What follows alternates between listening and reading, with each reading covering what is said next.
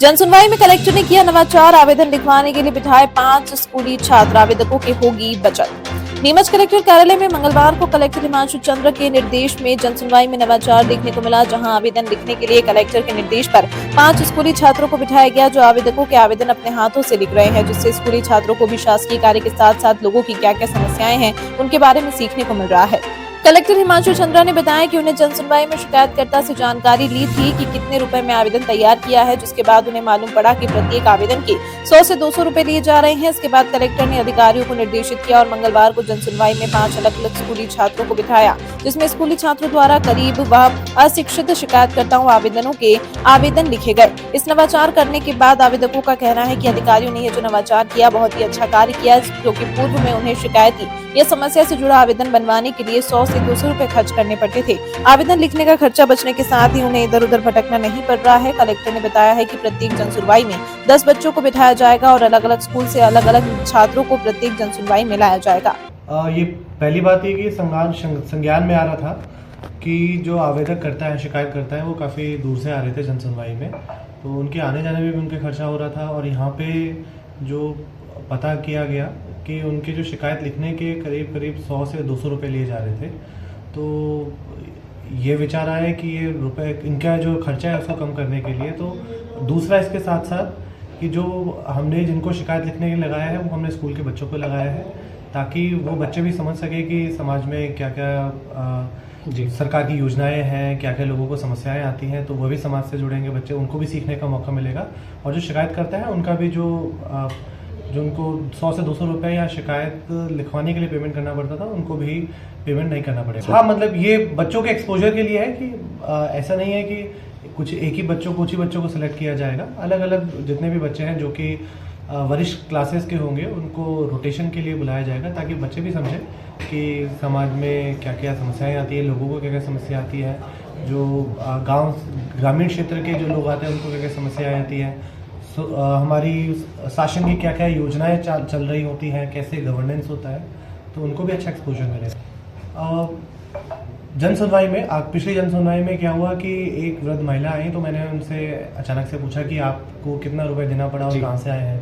तो वो दूरस्थ क्षेत्र से आई थी, और फिर उन्होंने बताया कि उनको एक आवेदन लिखवाने के लिए 200 रुपये देने पड़े। तो मुझे ये लगा कि इसमें हमें कुछ करना चाहिए, तो तदनुसार फिर हम लोगों ने ये विचार करते हुए इसमें इस तरह से कार्रवाई। निजी विद्यालय के भी वेलकम है, पर अभी तो हमने शासकीय विद्यालय के बच्चों के साथ शुरुआत करी है। क्या है इसको मुख्य? नहीं, पिछली जनसुनवाई में कलेक्टर साहब को शिकायत मिली थी कि यहाँ जो शिकायत आते हैं उनके लिए उनसे पैसे ज़्यादा नहीं जाते, तो फिर कलेक्टर साहब ने आदेशित किया था कि NCC स्काउट या जो बच्चे अभी पढ़ रहे हैं तो उनको इस काम के लिए लगाया जाए, तो उनको सीखेंगे भी, तो उनकी एजुकेशन भी होगी और हमारा अच्छा काम होगा। सर, कितने बच्चे हैं, कितने स्कूल के हैं और कितने क्लास? पाँच स्कूल के 5 बच्चे हैं जो 11th आर्ट्स के बच्चे हैं, तो वो इनसे कुछ सीखेंगे।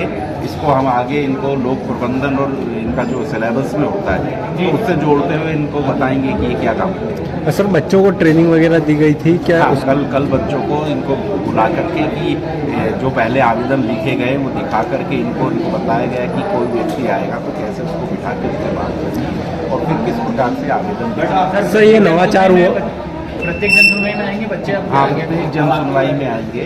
अगर इनकी एग्ज़ाम आएगी तो हम दूसरे प्राइवेट स्कूल के बच्चे। कलेक्टर साहब का मार्गदर्शन था कि जैसे आवेदक जो अपनी समस्या का समाधान कागज़ के ऊपर नहीं लिख पाते हैं और यहाँ आकर वो परेशान होते हैं, तो इसी स्थिति में बाकी की प्रक्रिया के लिए हम बच्चों के साथ ये आवेदन लिखवा रहे हैं। और इसी विद्यालय के जो स्थानीय विद्यालय है उनका एक विद्यार्थी है जो यहाँ की समस्या से करीब से अवगत होता है, उसको आवेदन के रूप में जो है लिखता है। और जिससे क्या है कि जो आम जनता है और वो आवेदन लिख नहीं पा रहे थे, समस्या जरूर थी लेकिन उसको लिख नहीं पा रहे थे, तो उसके लिए एक आसानी होगी और बच्चों को एक सीखने का पूरा अवसर है कि पाठ्यक्रम अंतर्गत तो पत्र लिखकर या आवेदन लिखकर की प्रक्रिया होती है, लेकिन एक समस्या को देखकर उसका आवेदन लिखना एक बहुत बड़ी बात होती है। बच्चों को काफ़ी सीखने का अवसर मिलता है। कितने बच्चे इसमें रोज मतलब हर जनसुनवाई में आएंगे और इसमें इनको क्या कुछ अलग से प्रशिक्षण दिया गया था, क्या किया था इनको? जिला शिक्षा अधिकारी महोदय के जो निर्देश थे उसमें जो स्थानीय विद्यालय हैं उसमें से प्रत्येक जन सुनवाई दिवस को एक एक विद्यार्थी को यहाँ पर लाया जाएगा और पूर्व में इनको प्रशिक्षित किया गया है, बताया गया है कि आवेदन किस प्रकार से लिखना है। निश्चित रूप से बच्चों के लिए चैलेंज होगा कि समस्याएं अलग अलग प्रकार की होती हैं और एक समझ उनकी विकसित होगी और आगे आने वाले समय में बच्चों की भी समझ विकसित होगी तो कहीं ना कहीं ये इस चीज़ से अनुभव प्राप्त कर रहे हैं और पूरी प्रक्रिया से भी अवगत हो रहे हैं क्योंकि इनको इस प्रक्रिया का जानकारी भी नहीं थी कि जन सुनवाई किस प्रकार से होती है, आवेदन देना कैसे करना है। तो निश्चित रूप से बच्चों के लिए काफ़ी एक उपयोगी सर कौन से स्कूल का छात्र छात्राएं हो, कौन सी कक्षा के लिए? हाँ, क्लास ये स्थानीय जो 5 विद्यालय हैं, उत्कृष्ट विद्यालय है, नंबर 2 स्कूल है, CRP स्कूल है और महारानी लक्ष्मीबाई स्कूल और मॉडल स्कूल, 5 विद्यालयों के जो विद्यार्थी हैं और एक एक विद्यालय से एक एक विद्यार्थी आए हैं। 11th क्लास के 11th आपका नाम होगा? ज्ञानवर्धन श्रीवास्तव प्राचार्य। सर मेरा नाम आज़ाद वर्मा है, मैं क्रमांक 2 स्कूल से आया हूँ। हमको कलेक्टर महोदय जी ने सबको बुलाया है, मतलब 5 स्कूल से बुलाया है विद्यार्थियों को जो आम लोग रहते हैं, जो ग्रामीण आवासीय रहते हैं, जो आवेदन टाइप नहीं कर पाते, लिख नहीं पाते किसी समस्या कारण में, तो उन्होंने हमको बुलाया है ताकि जो भी ग्रामीण लोग आते हैं उनकी हम समस्या का हल हम आवेदन बनाएँ, जन सुनवाई के आवेदन हम लिख दें ताकि उनके पैसे भी नहीं जाए ना कुछ हो, मतलब तो उनकी सुनवाई आराम से और हमको कुछ आगे नया सीखने को मिल सके। ये भी उनको जैसे हर मंगलवार 11 बजे आएंगे यहाँ पे 5 जने अलग अलग चेंज होके।